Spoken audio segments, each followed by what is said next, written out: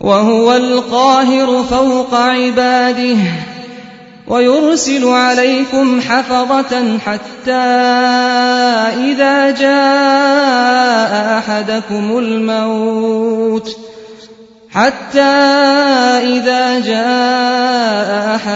الموت توفته رسلنا وهم لا يفرطون. اپنے بندوں پر وہ پوری قدرت رکھتا ہے اور تم پر نگرانی کرنے والے مقرر کر کے بھیجتا ہے، یہاں تک کہ جب تم میں سے کسی کی موت کا وقت آ جاتا ہے تو اس کے بھیجے ہوئے فرشتے اس کی جان نکال لیتے ہیں اور اپنا فرض انجام دینے میں ذرا کوتاہی نہیں کرتے.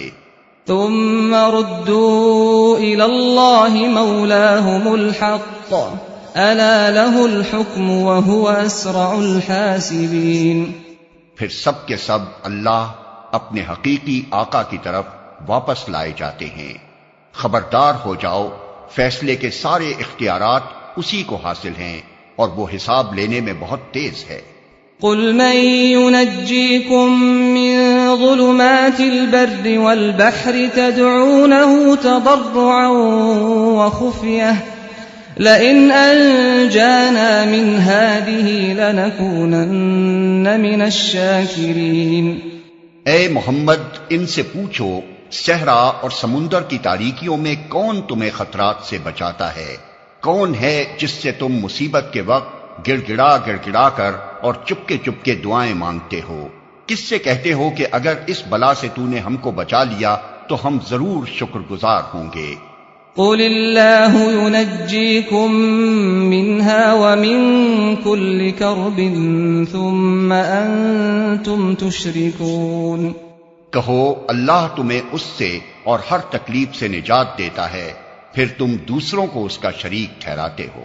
قل هو القادر على أن يبعث عليكم عذابا من فوقكم أو من تحت أرجلكم أو يلبسكم شيعا ويذيق بعضكم بأس بعض انظر كيف نصرف الآيات لعلهم يفقهون. کہو وہ اس پر قادر ہے کہ تم پر کوئی عذاب اوپر سے نازل کر دے یا تمہارے قدموں کے نیچے سے برپا کر دے یا تمہیں گروہوں میں تقسیم کر کے ایک گروہ کو دوسرے گروہ کی طاقت کا مزہ چکھوا دے. دیکھو ہم کس طرح بار بار مختلف طریقوں سے اپنی نشانیاں ان کے سامنے پیش کر رہے ہیں، شاید کہ یہ حقیقت کو سمجھ لیں. وَكَذَّبَ بِهِ قَوْمُكَ وَهُوَ الْحَقُّ قُلْ لَسْتُ عَلَيْكُمْ بِوَكِيلٍ. تمہاری قوم اس کا انکار کر رہی ہے حالانکہ وہ حقیقت ہے. ان سے کہہ دو کہ میں تم پر حوالہ دار نہیں بنایا گیا ہوں. لِكُلِّ نَبَإٍ مُسْتَقَرٌّ وَسَوْفَ تَعْلَمُونَ. ہر خبر کے ظہور میں آنے کا ایک وقت مقرر ہے، ان قریب تم کو خود انجام معلوم ہو جائے گا. وَإِذَا رَأَيْتَ الَّذِينَ يَخُوضُونَ فِي آيَاتِنَا فَأَعْرِضْ عَنْهُمْ حَتَّى يَخُوضُوا فِي حَدِيثٍ غَيْرِهِ وَإِمَّا يُنْسِيَنَّكَ الشَّيْطَانُ فَلَا تَقْعُدْ بَعْدَ الذِّكْرَى مَعَ الْقَوْمِ الظَّالِمِينَ. اور اے محمد، جب تم دیکھو کہ لوگ ہماری آیات پر نکتہ چینیاں کر رہے ہیں تو ان کے پاس سے ہٹ جاؤ یہاں تک کہ وہ اس گفتگو کو چھوڑ کر دوسری باتوں میں لگ جائیں. اور اگر کبھی شیطان تمہیں بھلاوے میں ڈال دے تو جس وقت تمہیں اس غلطی کا احساس ہو جائے اس کے بعد پھر ایسے ظالم لوگوں کے پاس نہ بیٹھو. وَمَا عَلَى الَّذِينَ يَتَّقُونَ مِنْ حِسَابِهِمْ مِنْ شَيْءٍ وَلَكِنْ ذِكْرَى لَعَلَّهُمْ يَتَّقُونَ. ان کے حساب میں سے کسی چیز کی ذمہ داری پرہیزگار لوگوں پر نہیں ہے، البتہ نصیحت کرنا ان کا فرض ہے، شاید کہ وہ غلط روی سے بچ جائیں.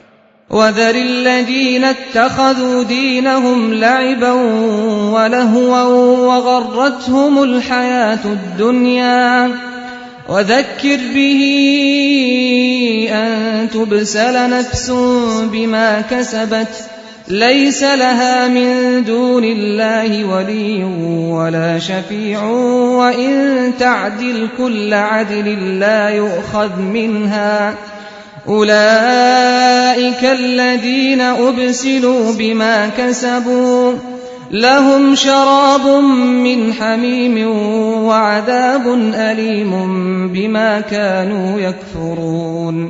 چھوڑو ان لوگوں کو جنہوں نے اپنے دین کو کھیل اور تماشا بنا رکھا ہے اور جنہیں دنیا کی زندگی فریب میں مبتلا کیے ہوئے ہے۔ ہاں مگر یہ قرآن سنا کر نصیحت اور تنبیہ کرتے رہو کہ کہیں کوئی شخص اپنے کیے کرتوتوں کے وبال میں گرفتار نہ ہو جائے، اور گرفتار بھی اس حال میں ہو کہ اللہ سے بچانے والا کوئی حامی و مددگار اور کوئی سفارشی اس کے لیے نہ ہو، اور اگر وہ ہر ممکن چیز فدیے میں دے کر چھوٹنا چاہے تو وہ بھی اس سے قبول نہ کی جائے، کیونکہ ایسے لوگ تو خود اپنی کمائی کے نتیجے میں پکڑے جائیں گے۔ ان کو تو اپنے انکار حق کے معاوضے میں کھولتا ہوا پانی پینے کو اور دردناک عذاب بھگتنے کو ملے گا۔